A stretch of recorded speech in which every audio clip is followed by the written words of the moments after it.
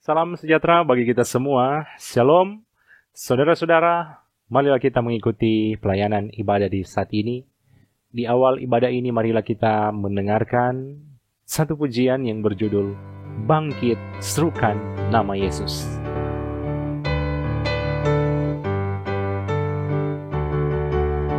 Bangkit serukan nama Yesus, maju nyatakan kuasa-Nya. Kita buat iblis gemetar, kalahkan tipu dayanya dengan kuasa namanya. Bangkit serukan nama Yesus, maju nyatakan kuasa-Nya. Kita buat iblis gemetar, kalahkan tipu dayanya dengan kuasa namanya. Nama Yesus menara yang kuat, nama Yesus kota benteng yang teguh, nama Yesus kalahkan semua musuh, nama Yesus di atas segalanya. Nama Yesus menara yang kuat, nama Yesus kota benteng yang teguh, nama Yesus kalahkan semua musuh, nama Yesus di atas segalanya, nama Yesus di atas segalanya.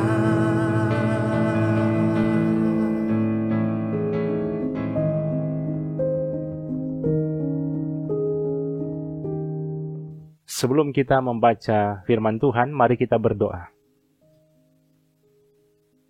Sungguh kami bersyukur kepadamu Tuhan karena Engkau memberikan kesempatan kami menikmati hari ini. Inilah kami semua yang rindu untuk mengikuti pelayanan ibadah ini. Di dalamnya kami sudah memuji nama-Mu Tuhan.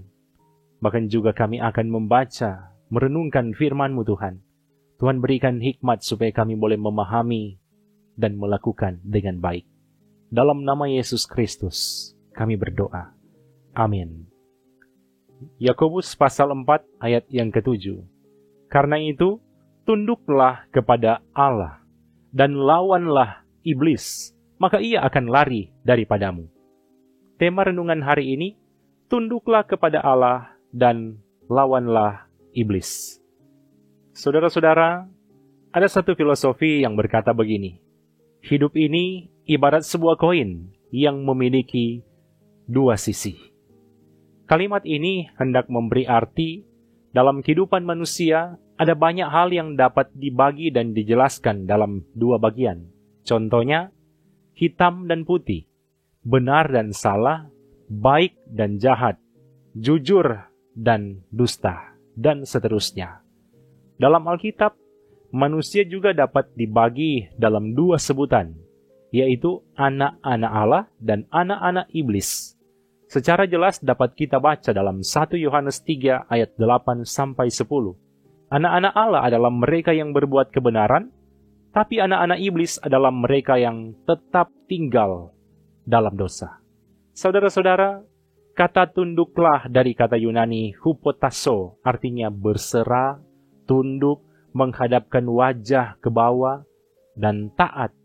Berarti, untuk melawan iblis, salah satu prinsip penting yang diajarkan dalam renungan hari ini, yaitu berserah penuh kepada Allah, tunduk kepada Allah. Biarlah Allah yang akan ambil alih. Karena saat Dia ambil alih, maka semua akan aman dan terkendali. Jika manusia melawan iblis dengan kekuatan dan kehebatan diri sendiri, itu tidak akan berhasil. Karena iblis tidak takut dengan nama besar kita, kekayaan kita, kehebatan kita, jabatan kita, dan sebagainya. Tapi saat kita melawan iblis dengan nama Yesus, maka dia akan gemetar, tak berdaya, bahkan lari, karena dalam namanya bertekuk lutut semua yang ada di bumi. Bandingkan Yakobus 2 ayat 19, Matius 4 ayat 10, dan Filipi 2 ayat 10 sampai 11.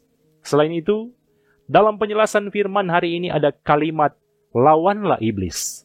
Kalimat ini mau memberi makna bahwa saat kita tunduk dan berserah kepada Allah, maka kita tidak perlu takut terhadap iblis.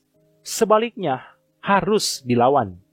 Alkitab juga memiliki pedoman yang sangat bermakna bagaimana strategi dan cara paling ampuh melawan iblis, yaitu kenakanlah perlengkapan senjata Allah. Saudara-saudara, lewat renungan hari ini hendak memberi pesan-pesan firman. Yang pertama, mari kita berefleksi. Apakah hati kita dipenuhi dengan kasih? Atau jangan-jangan hati kita dipenuhi dengan iri dan dengki? Di dalam Alkitab ada dua identitas yang dijelaskan, anak-anak Allah dan anak-anak iblis. Jika selama ini hati kita masih dipenuhi dengan iri dan dengki, itu bukanlah ciri khas anak-anak Allah, tapi ciri khas anak-anak iblis. Yang kedua, hati yang dirasuki oleh iblis akan menjadi sangat berbahaya. Karena ketika iblis mengontrol hati kita, maka sadar ataupun tidak, kita akan melakukan hal-hal yang bertolak belakang dengan kehendaknya. Dan akan mengarahkan kita pada kebinasaan.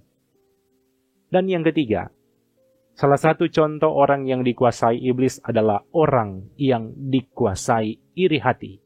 Yakobus 3 ayat 16, sebab di mana ada iri hati dan mementingkan diri sendiri, di situ ada kekacauan dan segala macam perbuatan jahat.